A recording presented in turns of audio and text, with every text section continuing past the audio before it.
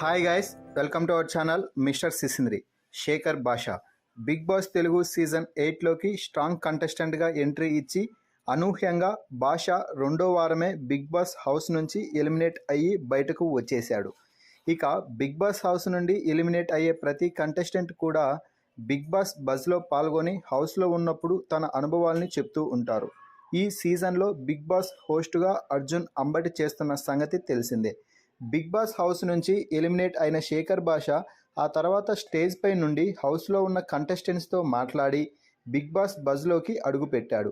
భాషకి grand welcome చెప్పిన అర్జున్ శేఖర్ భాషని విచిత్రమైన ప్రశ్నలతో ఇరుకున పెట్టే ప్రయత్నం అయితే చేశాడు.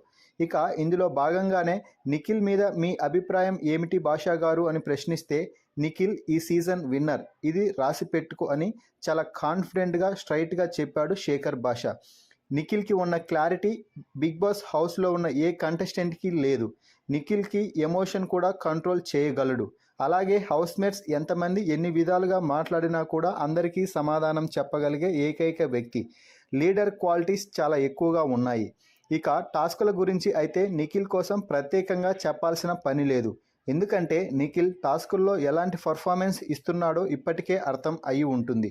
తాను టాస్క్లో ఉంటే ఖచ్చితంగా నిఖిల్ గెలుస్తాడు అనే నమ్మకం తెచ్చుకున్నాడు. అలాగే గెలిచి చూపించాడు కూడా.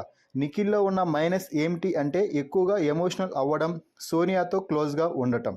వారిద్దరి మధ్య ఏదో జరుగుతుందని హౌస్లో చర్చలు జరుగుతున్నాయి. ఆ రూమర్స్కి చెక్ పెట్టి గేమ్పై మాత్రమే ఫోకస్ పెడితే నిఖిల్కి ఇక తిరుగుండదు. ఏదో అద్భుత శక్తి వచ్చి ఆపితే తప్ప నిఖిల్ ఈ సీజన్ విన్నర్ కాకుండా ఎవరూ ఆపలేరు. నిఖిల్ ఈ సీజన్ విన్నర్ అని చెప్పిన భాషా మాటలపై మీ అభిప్రాయాన్ని కామెంట్స్ రూపంలో తెలపండి. Please subscribe our channel mister సిసింద్రి.